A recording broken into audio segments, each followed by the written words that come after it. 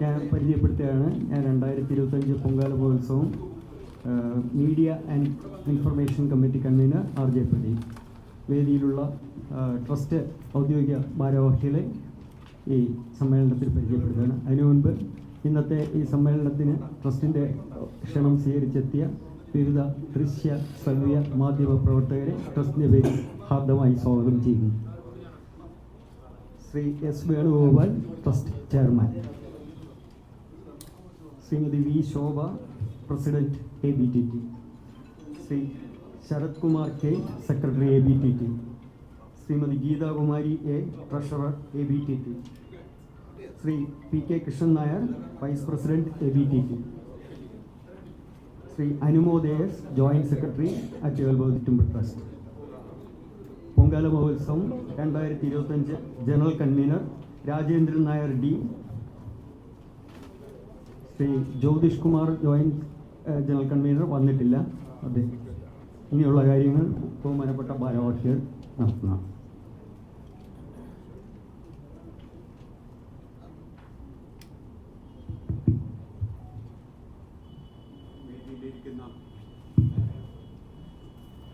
വേദിയിലിരിക്കുന്ന സഹപ്രവർത്തകർ, സദസ്സിലുള്ള ദൃശ്യമാധ്യമ പ്രവർത്തകർ, ഭാരവാഹികൾ,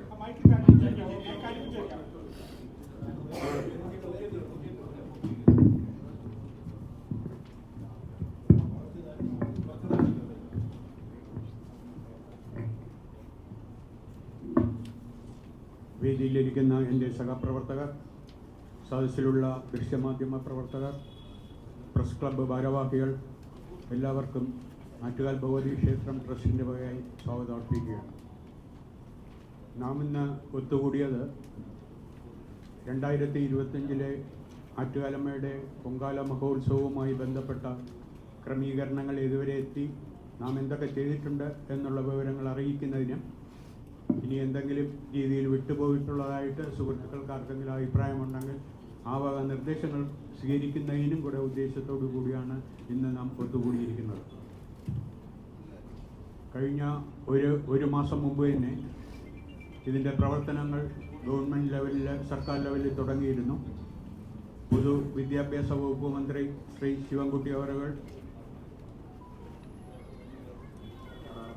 അഡ്വക്കേറ്റ് GR അനിൽ അവറുകൾ, Devaswom board minister VN Vasavan അവറുകൾ എന്നിവരുടെ നേതൃത്വത്തിൽ ഡെപ്യൂട്ടി കളക്ടർ, മേയർ എന്നിവരുടെ സാന്നിധ്യത്തിൽ ഒന്നിൽ കൂടുതൽ 2-3 അവലോകന യോഗങ്ങൾ നടത്തുകയും വേണ്ട നിർദ്ദേശങ്ങൾ ട്രസ്റ്റിനും ബാക്കി ഗവൺമെൻറ് ഉദ്യോഗസ്ഥർക്കും, ഏകദേശം 138 ഡിപ്പാർട്ട്മെൻറ്റ് പ്രതിനിധികളുണ്ടായിരുന്നു, അവർക്കും വേണ്ട നിർദ്ദേശങ്ങൾ കൊടുക്കുകയും നേരത്തെ ചെയ്തിട്ടുണ്ട്. അതനുസരിച്ച് കഴിഞ്ഞ ഒരു മാസമായി ഡിപ്പാർട്ട്മെൻറ്റുകളെല്ലാം തന്നെ അവരുടെ പ്രവർത്തനങ്ങൾ ഏകദേശം പൂർത്തീകരിക്കുന്ന നിലയിലേക്ക് എത്തിയിരിക്കുകയാണ്. ഇനി 3-ാം തീയതി 3-ാം തീയതി ആകുന്നതോടുകൂടി ഇതിൻ്റെ പ്രവർത്തനങ്ങളെല്ലാം തന്നെ അവസാന ഘട്ടത്തിലെത്തുകയും ബഹുമാനപ്പെട്ട മുഖ്യമന്ത്രി ഒരു അവലോകനം നടത്താമെന്ന് അറിയിച്ചിട്ടുണ്ട്. പിന്നെ ഇത്തവണത്തെ പൊങ്കാല മഹോത്സവം തുടങ്ങുന്നത് മാർച്ച് 5-ാം തീയതി രാവിലെ 10 മണിക്ക് കാപ്പുകെട്ടി കുടിയിരുത്തുന്നതോടുകൂടി ആരംഭിക്കുകയും 13-ാം തീയതി രാവിലെ 10:15 പൊങ്കാല അടുപ്പിൽ, ലോകപ്രസിദ്ധമായ ആറ്റുകാൽ പൊങ്കാല അടുപ്പിൽ തീ പകരുകയും ഉച്ചയ്ക്ക് ശേഷം 1:15 നിവേദ്യം അർപ്പിക്കുകയും 13-ാം തീയതി ദേവി പുറത്തെഴുന്നള്ളും. അതിനുശേഷം 14-ാം തീയതി ഗുരുതി സമർപ്പണത്തോടുകൂടി ഉത്സവം അവസാനിക്കുക എന്നുള്ളതാണ് ക്രമീകരണങ്ങളുള്ളത്. ഈ വർഷം ആറ്റുകാൽ ഭഗവതി ക്ഷേത്രം ട്രസ്റ്റ് എല്ലാവിധ സൗകര്യങ്ങളും കഴിഞ്ഞ വർഷത്തെ പോലെ തന്നെ കുറച്ചും കൂടെ ഭംഗിയായിട്ടുള്ള രീതിയിൽ നടത്തിയിട്ടുണ്ട്. ഡിപ്പാർട്ട്മെൻറ്റുകൾ നടത്തുന്നുണ്ട്. ഇതിൽ കഴിഞ്ഞ വർഷത്തിനെക്കാട്ടിയും വ്യത്യാസമായിട്ട് വന്നിട്ടുള്ളത്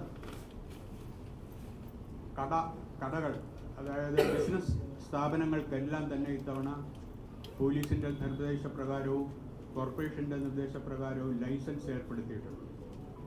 ലൈസൻസ് ഉള്ളവർക്ക് മാത്രമേ ക്ഷേത്ര പരിസരത്ത് വ്യവസായ സ്ഥാപനങ്ങൾ നടത്താൻ അനുവാദം ഉള്ളൂ. അതുമാത്രമല്ല, അന്നദാനം ചെയ്യുന്നത് സാമൂഹ്യ സംഘടനകളുടെ അന്നദാനം ബാക്കി റെസിഡൻസ് അസോസിയേഷൻ്റെ ആഹാരം ഭക്തജനങ്ങൾക്ക് കൊടുക്കുന്നത്, ഇവ കാര്യങ്ങൾക്കെല്ലാം തന്നെ ഫുഡ് ആൻഡ് സേഫ്റ്റി ഡിപ്പാർട്ട്മെൻറ്റ് കാലാകാലങ്ങളിലുള്ള പരിശോധനകൾ നടത്തുന്നുണ്ട്. ഈ ഉത്സവത്തിൻ്റെ 10 ദിവസവും പരിശോധന ഉണ്ടായിരിക്കുമെന്നാണ് അറിയിച്ചത്. ഇതുകൂടാതെ തന്നെ ശുചിത്വ മിഷൻ പൂർണ്ണമായ ഗ്രീൻ പ്രോട്ടോകോൾ പാലിക്കണമെന്നുള്ള നിർദ്ദേശം ബഹുമാനപ്പെട്ട കളക്ടർ നൽകിയിട്ടുണ്ട്. ശുചിത്വ പൊങ്കാല, പുണ്യം പൊങ്കാല എന്നൊരു മാസ് ക്യാമ്പയിൻ ശുചിത്വ മിഷൻ്റെ കീഴിൽ നടക്കുന്നുണ്ട്. അവരുടെ പ്രധാനമായിട്ടും അവർക്കുള്ളത് പൂർണ്ണമായും ഗ്രീൻ പ്രോട്ടോകോൾ പാലിക്കുക, ഒരു പ്രാവശ്യം ഉപയോഗിക്കുന്ന വസ്തുക്കൾ അങ്ങനെയുള്ളത് ഉപയോഗിക്കാതിരിക്കുക എന്നുള്ളതാണ്.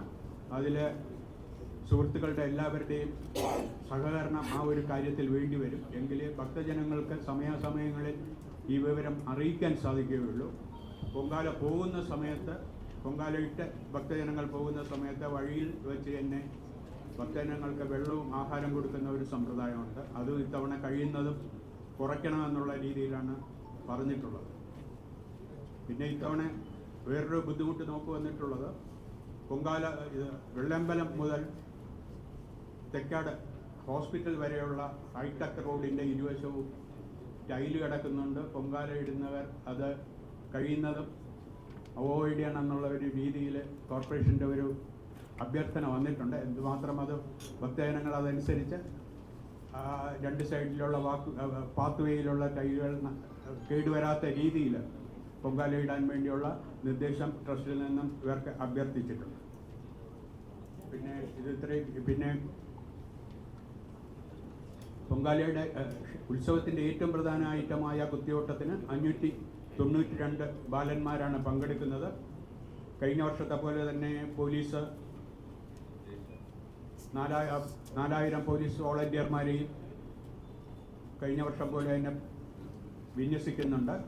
ബഹുമാനപ്പെട്ട ദേവസ്വം മന്ത്രിയുടെ ഒരു റിക്വസ്റ്റ് അനുസരിച്ച് സ്ത്രീകളുടെ ശബരിമല ആയതുകൊണ്ട് കഴിയുന്നതും വനിതാ പോലീസിനെ കൂടുതൽ ഉൾപ്പെടുത്തണമെന്നുള്ള ഒരു അഭിപ്രായം അദ്ദേഹം റിവ്യൂ മീറ്റിങ്ങിൽ നടത്തുകയുണ്ടായി. അത് ഡിപ്പാർട്ട്മെൻറ്റ് ചെയ്യുമെന്ന് പ്രതീക്ഷിക്കുകയാണ്. KSRTC, റെയിൽവേ എന്നിവർ അവരുടെ സഹകരണങ്ങൾ മുൻ പതിവുപോലെ തന്നെ നടത്താൻ തീരുമാനിച്ചിട്ടുണ്ട്. ഇനി ഇതിൻ്റെ ബാക്കി പരിപാടിയിലേക്ക് ഉത്സവവുമായിട്ട് ബന്ധപ്പെട്ട ക്രമീകരണങ്ങൾ നടത്തുന്നതിന് കമ്മിറ്റികൾ രൂപീകരിച്ചിട്ടുണ്ട്. ആ വക കാര്യങ്ങൾ ബഹുമാനപ്പെട്ട ജനറൽ കൺവീനർ ശ്രീ രാജചന്ദ്രൻ നായർ അവതരിപ്പിക്കുന്നു.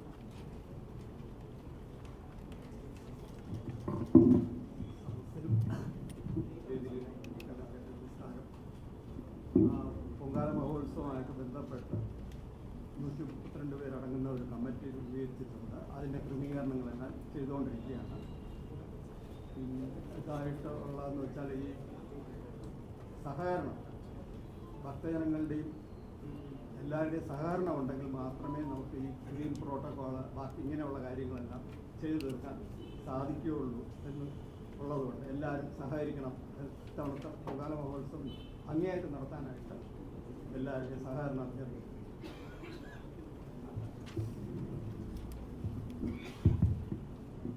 ഉത്സവവുമായിട്ട് ബന്ധപ്പെട്ട് ഏറ്റവും പ്രധാന നേർച്ചയാണ് കുത്തിയോട്ടം. ആ കുത്തിയോട്ട വ്രതത്തെ പറ്റിയും അതിൻ്റെ ക്രമീകരണങ്ങളെ പറ്റിയും വിശദമായി പ്രസിഡന്റ് ശ്രീമതി ശോഭ സംസാരിക്കുന്നു.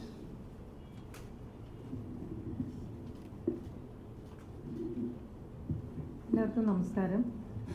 ഇവിടെ ഒരുവിധം എല്ലാ കാര്യങ്ങളും സംസാരിക്കുകയുണ്ടായി. ഒന്നുകൂടി ഒരു കാര്യം എടുത്തു പറയാൻ ആഗ്രഹിക്കുന്നത് ശുചിത്വ മിഷൻ്റെ ആഹ്വാനം തന്നെയാണ്. ശുചിത്വ പൊങ്കാല, പുണ്യ പൊങ്കാല എന്നുള്ളത് നിങ്ങൾ വളരെ ഹൈലൈറ്റ് ചെയ്ത് കൊടുക്കണം. അതായത് സ്റ്റീൽ പ്ലേറ്റും സ്റ്റീൽ കപ്പും കൊണ്ടുവരാൻ വേണ്ടിയിട്ട് ഭക്തജനങ്ങളോട് പറയണം എന്നുള്ള ഒരു ആഗ്രഹവും ഞങ്ങൾ പ്രകടിപ്പിക്കുകയാണ്. പിന്നെ ഇപ്പോൾ ഇവിടെ പറഞ്ഞതുപോലെ കുത്തിയോട്ടത്തിൻ്റെ 592 ബാലന്മാരാണ്.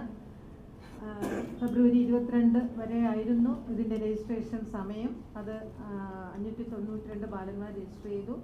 23-ാം തീയതി അവരുടെ രക്ഷിതാക്കളുടെ മീറ്റിംഗ് വെച്ച് കുട്ടികൾക്ക് എന്തൊക്കെയാണ് നമ്മൾ ചെയ്യുന്നത്, 7 ദിവസം ഈ കുട്ടികൾ നമ്മുടെ ക്ഷേത്രത്തിലുണ്ടാവും, അപ്പോൾ എന്തൊക്കെയാണ് ചെയ്യുന്നത് എന്നുള്ളത് കൃത്യമായിട്ടും മാതാപിതാക്കളെ പറഞ്ഞു മനസ്സിലാക്കിയിട്ടുണ്ട്.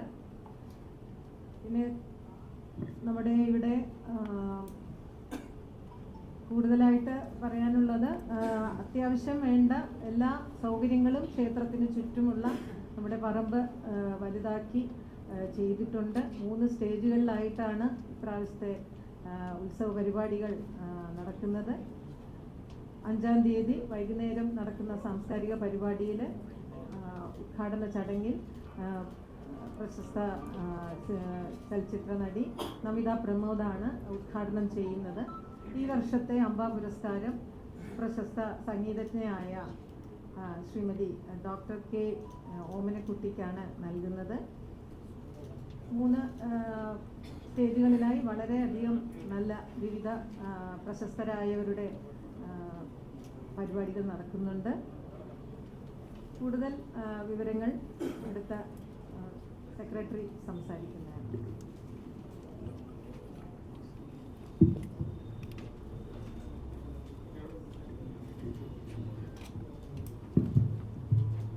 ബഹുമാനപ്പെട്ട അധ്യക്ഷൻ, വേദിയിലും സദസ്സിലുള്ള പ്രശ്നങ്ങളെ പത്രമാധ്യമ പ്രവർത്തകരെ എല്ലാവർക്കും എൻ്റെ നമസ്കാരം.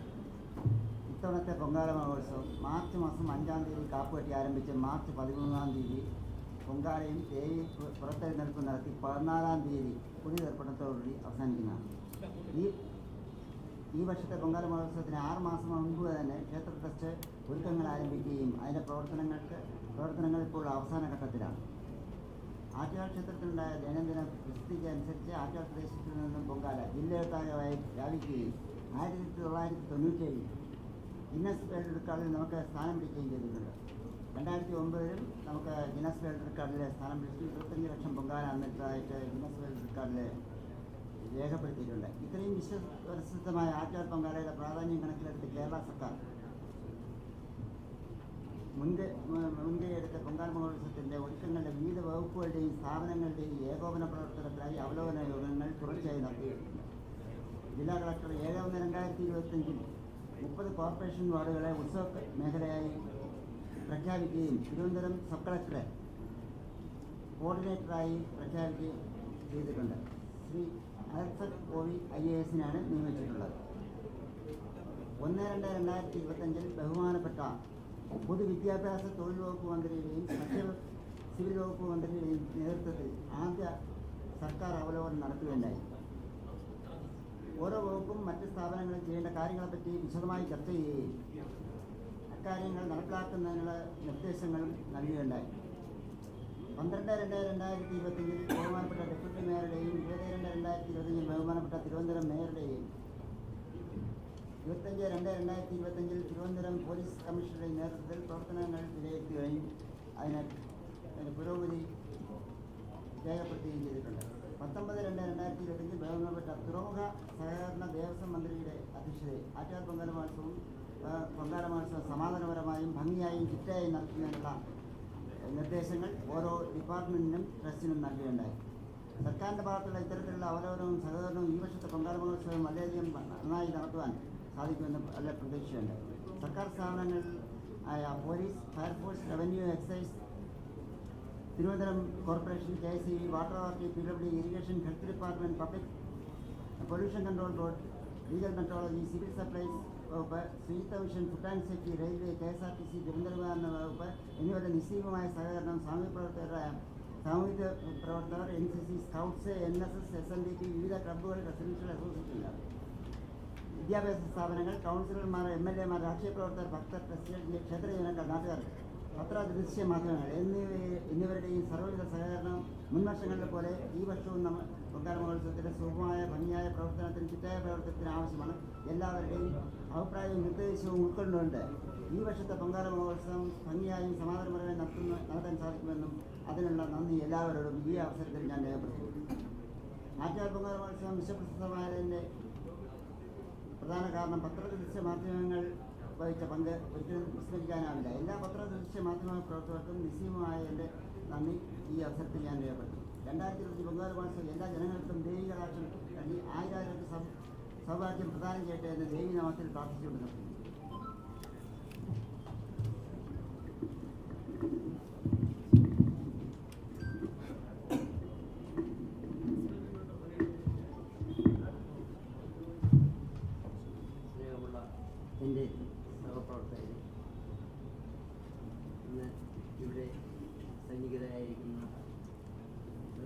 മാധ്യമ പ്രവർത്തകരെ, മറ്റ് പ്രസ് ക്ലബ് ഭാരവാഹികളെ, എല്ലാവർക്കും എൻ്റെ വിനീതമായ നമസ്കാരം. ആറ്റുകാൽ പൊങ്കാല മഹോത്സവം ചരിത്രത്തിൽ വർഷങ്ങൾക്കപ്പുറം തന്നെ ഇടം നേടിക്കഴിഞ്ഞിരിക്കുകയാണ്. ഉത്സവത്തിൻ്റെ തുടക്ക സമയമായ മാർച്ച് 5-ാം തീയതി കാപ്പുകെട്ടി ചടങ്ങുകളോടുകൂടി ഉത്സവം ആരംഭിക്കുന്നു. കാപ്പുകെട്ട് എന്തെന്ന് പറഞ്ഞാൽ ദേവിയുടെ ഉടവാളിലും മേൽശാന്തിയുടെ കയ്യിലുമാണ് കാപ്പ് കെട്ടുന്നത്. മേൽശാന്തി ദേവിയുടെ ഉടവാളിൽ കാപ്പ് കെട്ടുകയും കീഴ്ശാന്തി മേൽശാന്തിയുടെ കയ്യിൽ കാപ്പ് കെട്ടുകയും ചെയ്യുന്നതോടുകൂടിയാണ് ആ ബന്ധം തുടങ്ങുന്നത്. ആ 10 ദിവസവും ഈ ശാന്തി എന്ന് പറഞ്ഞാൽ മേൽശാന്തി പുറപ്പെടാ ശാന്തിയാണ്. പിന്നെ എന്ന് പറയുന്നത് ഈ പാട്ടുവരയാണ്. പാട്ടുവര കെട്ടുന്നത് പച്ച ഓലയും പച്ച മടലും കൊണ്ടാണ് ഇത് കെട്ടുന്നത്. ഇത് പാട്ട് പാടുന്നത് ഒരു പ്രത്യേക സമുദായത്തിൽപ്പെട്ട ആൾക്കാരാണ്. വർഷങ്ങളോളം ഇത് തുടർന്നു വരുന്നത്. കുടിയിരുത്തുക കാപ്പ് കെട്ടുന്നതോടുകൂടി കുടിയിരുത്തി കഴിഞ്ഞാൽ 3-ാം ഉത്സവ ദിവസം കുത്തിയോട്ട വ്രതം ആരംഭിക്കും. ഏകദേശം 597 ബാലന്മാരുണ്ട് ഈ വർഷം. അവർ ദേവിയെ അകമ്പടി സേവിക്കാൻ വേണ്ടിയിട്ട് 9-ാം ഉത്സവ ദിവസം മണക്കാട് ശാസ്ത്രം കോവിലിൽ ആനപ്പുറത്ത് എഴുന്നള്ളിപ്പിലൂടെ അകമ്പടി സേവിച്ച് പോകും. ഈ വർഷത്തെ പൊങ്കാല മഹോത്സവം എല്ലാവിധത്തിലും ഭംഗിയായി നടത്തുവാൻ ദേവി അനുഗ്രഹിക്കട്ടെ എന്ന് പ്രാർത്ഥിച്ചുകൊണ്ട് നിർത്തുന്നു. നന്ദി, നമസ്കാരം.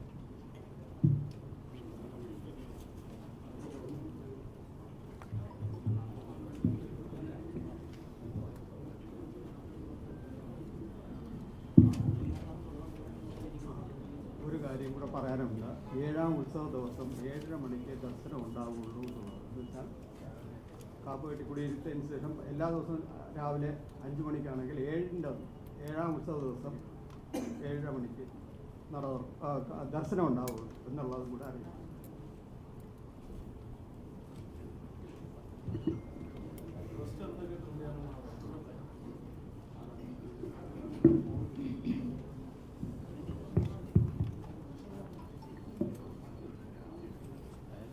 പറയാമേ.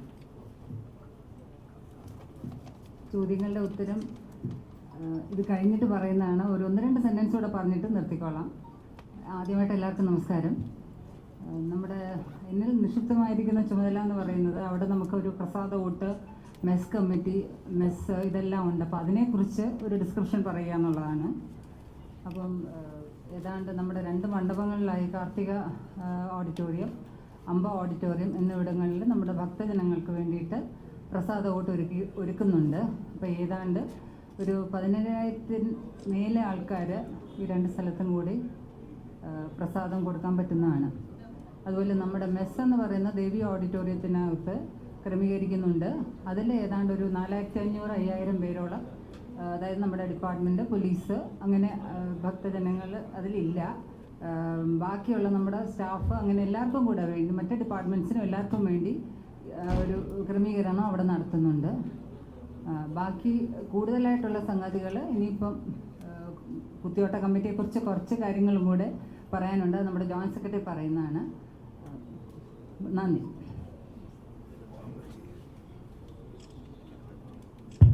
വേദിയിലിരിക്കുന്ന എൻ്റെ സഹപ്രവർത്തകരെ, ഇവിടെ എത്തിച്ചേർന്നിട്ടുള്ള വിവിധ പത്ര, ദൃശ്യ, ശ്രവ്യ മാധ്യമ പ്രവർത്തകരെ, ഏവർക്കും നമസ്കാരം. ശക്തിസ്വരൂപിണിയായ ആറ്റുകാലമ്മയുടെ പൊങ്കാല കഴിഞ്ഞാൽ ഏറ്റവും പ്രധാനപ്പെട്ട ഒരു ചടങ്ങാണ് കുത്തിയോട്ടം. അതിൽ ഈ വർഷം 592 ബാലന്മാരാണ് ഈ നേർച്ചയ്ക്കായിട്ട് പേര് രജിസ്റ്റർ ചെയ്തിട്ടുള്ളത്. 3-ാം ഉത്സവ ദിവസമായ മാർച്ച് 7-ാം തീയതി വെള്ളിയാഴ്ച രാവിലെ 9:15 കുളിച്ച് പള്ളിപ്പലയിൽ 7 വെള്ളി നാണയങ്ങൾ വയ്ക്കുന്നതോടുകൂടിയാണ് കുത്തിയോട്ട വ്രതം ആരംഭിക്കുന്നത്. തുടർന്നുള്ള 7 നാളുകളിൽ അവർ ക്ഷേത്രത്തിൽ തങ്ങി ക്ഷേത്ര ആചാരപ്രകാരമുള്ള 1008 നമസ്കാരങ്ങൾ പൂർത്തിയാക്കി പൊങ്കാല ദിവസം വൈകുന്നേരം പട്ടുവസ്ത്രങ്ങൾ അണിഞ്ഞ് കിരീടമൊക്കെ ചാർത്തി അണിയിച്ചൊരുക്കി ചൂരൽ കുത്തി മണക്കാട് ശ്രീ ധർമ്മശാസ്ത്ര ക്ഷേത്രത്തിലേക്ക് ദേവി പുറപ്പെടുമ്പോൾ അവിടെ അകമ്പടി സേവിക്കുകയാണ് അന്ന് നടക്കുന്നത്. ഈ അവസരത്തിൽ 7 പേരടങ്ങുന്ന ഓരോ ബാച്ചുകളായിട്ടാണ് കുട്ടികളെ ക്രമീകരിച്ചിരിക്കുന്നത്. ഈ ഓരോ ഗ്രൂപ്പിൻ്റെ മുന്നിലും നമ്മുടെ കേരളത്തിൻ്റെ തനത് കലകളായ തെയ്യം, പൂക്കാവടി, നിലക്കാവടി, ചെണ്ടമേളം, നാസിക് ഡോൾ, ഇപ്പോഴത്തെ ട്രെൻഡുകളായ നാസിക് ഡോൾ, താമ്പോലം തുടങ്ങിയ വിവിധ 100ഓളം കലാരൂപങ്ങളാണ് ഈ ഘോഷയാത്രയിൽ അകമ്പടി സേവിക്കുന്നത്. നമ്മുടെ ഓണാഘോഷം പോലെ വളരെ കളർഫുള്ളായിട്ടുള്ളൊരു ഇവൻ്റാണ്. ഈ ഒരു പരിപാടിയിൽ നമ്മുടെ പത്രദൃശ്യ ശ്രവ്യ മാധ്യമങ്ങൾ കൂടി ഒന്നുകൂടി ശ്രദ്ധ ചെലുപ്പിക്കണം എന്നൊരു അഭ്യർത്ഥനയുണ്ട്. തിരിച്ച് 10ാം ഉത്സവ ദിവസമായ വെള്ളിയാഴ്ച രാവിലെ ദേവി തിരിച്ച് ക്ഷേത്രത്തിൽ എത്തിക്കഴിയുമ്പോൾ ചൂരിലിളക്കുന്നതോടുകൂടി കുത്തിയോട്ട വ്രതം പരിസമാപ്തിയാവുകയാണ്. അതോടുകൂടി അവരെല്ലാം തന്നെ ദേവിയുടെ അനുഗ്രഹവുമായി സ്വവസതികളിലേക്ക് മടങ്ങുകയാണ്. ഈ വർഷത്തെ കുത്തിയോട്ടത്തിന് വേണ്ടിയിട്ടുള്ള എല്ലാ ഒരുക്കങ്ങളും ക്ഷേത്രം ട്രസ്റ്റ് ഇതിനോടൊപ്പം തന്നെ പൂർത്തിയാക്കിയിട്ടുണ്ട്. കുട്ടികൾക്ക് എന്തെങ്കിലും അസുഖങ്ങൾ ഉണ്ടെങ്കിൽ നോക്കാനായിട്ട് 24 അവേഴ്സും ശിശുരോഗ വിദഗ്ധരുടെയും നഴ്സുമാരുടെയും സൗകര്യം ഏർപ്പെടുത്തിയിട്ടുണ്ട്. കുട്ടികൾക്ക് ആധ്യാത്മിക പുരാണങ്ങൾ പറഞ്ഞു കൊടുക്കുന്നതിലേക്ക് ആചാര്യന്മാരെ ഏർപ്പെടുത്തിയിട്ടുണ്ട്. കുട്ടികൾക്കുള്ള ചമയം, വസ്ത്രം തുടങ്ങിയ എല്ലാ സജ്ജീകരണങ്ങളും ഇതിനോടകം തന്നെ ഏർപ്പാടാക്കിയിട്ടുണ്ട്. മണക്കാട് എത്തിച്ചേരുന്ന കുത്തിയോട്ട കുട്ടികൾക്ക് വിശ്രമിക്കുന്നതിലേക്കായിട്ട് ക്ഷേത്രത്തിൻ്റെ ട്രസ്റ്റിൻ്റെ തന്നെ ഒരു ബഹുനില കെട്ടിടം പണി പൂർത്തിയായി വരുന്നു. ഈ വർഷം മുതൽ തന്നെ കുട്ടികൾ അവിടെ ഉപയോഗപ്പെടുത്തുകയും അതോടൊപ്പം തന്നെ അതിന് സമീപത്തുള്ള സത്ര സ്കൂളിലും വിപുലമായ സൗകര്യങ്ങൾ ഈ വർഷം ട്രസ്റ്റ് ഒരുക്കിയിട്ടുണ്ട്. ഇനി എടുത്തു പറയേണ്ട ഒരു കാര്യം എന്ന് വെച്ചാൽ, ഈ വർഷം ദേവി ദർശനത്തിന് എത്തിച്ചേരുന്ന ഭക്തജനങ്ങൾക്ക് വാഹനങ്ങൾ പാർക്ക് ചെയ്യുന്നതിലേക്കായിട്ട് ക്ഷേത്രത്തിലെ ബണ്ട് റോഡിന് സമീപവും കാലടി വരെയുള്ള ഭാഗങ്ങളിൽ 5ഓളം ഗ്രൗണ്ടുകൾ പോലീസിൻ്റെ സഹായത്തോടു കൂടി ക്ഷേത്രം ട്രസ്റ്റ് ഏറ്റെടുക്കുകയും അവിടെ വേണ്ട സൗകര്യങ്ങൾ ഏർപ്പാടാക്കുകയും ചെയ്തിട്ടുണ്ട്. അതുപോലെ തന്നെ കീഴമ്പ് ലൈനിലുള്ള ക്ഷേത്രം ട്രസ്റ്റിൻ്റെ പുരയിടവും വികസിപ്പിച്ച് അവിടെ 2 വീലേഴ്സ് പാർക്ക് ചെയ്യാനുള്ള വിപുലമായ സൗകര്യവും ഈ വർഷം ഒരുക്കിയിട്ടുണ്ട്. ക്ഷേത്ര പരിസരത്തെത്തുന്ന ഭക്തജനങ്ങൾക്ക് സ്ഥാപിച്ചിട്ടുള്ള QR കോഡുകൾ സ്കാൻ ചെയ്യുന്ന മുറയ്ക്ക് അവരുടെ നിയറസ്റ്റ് ആയിട്ടുള്ള പാർക്കിംഗ് ലൊക്കേഷൻ എവിടെയാണെന്ന് അറിയുവാൻ വേണ്ട സൗകര്യങ്ങളും ക്ഷേത്രം ട്രസ്റ്റ് ഇതിനോടകം തന്നെ ഏർപ്പാടാക്കിയിട്ടുണ്ട്. ഈ വിവരങ്ങൾ ദയവ് ചെയ്ത് ഭക്തജനങ്ങളിൽ എത്തിക്കാൻ നിങ്ങൾ എല്ലാ സുഹൃത്തുക്കളും ശ്രമിക്കണമെന്ന് അഭ്യർത്ഥിക്കുന്നു. ക്ഷേത്രം ട്രസ്റ്റ് ഈ വർഷം ഒരുക്കിയിട്ടുള്ള സൗകര്യങ്ങൾ ഉപയോഗപ്പെടുത്താനും ഈ വർഷത്തെ ഉത്സവം ഭംഗിയായി നടത്തുവാനും നിങ്ങളുടെ ഏവരുടെയും സഹായ സഹകരണങ്ങൾ ഒരിക്കൽ കൂടി അഭ്യർത്ഥിച്ചുകൊണ്ട് ദേവിയുടെ അനുഗ്രഹം എല്ലാവർക്കും ഉണ്ടായിരിക്കട്ടെ എന്ന് ആശംസിച്ചുകൊണ്ട് നിർത്തുന്നു. നന്ദി, നമസ്കാരം.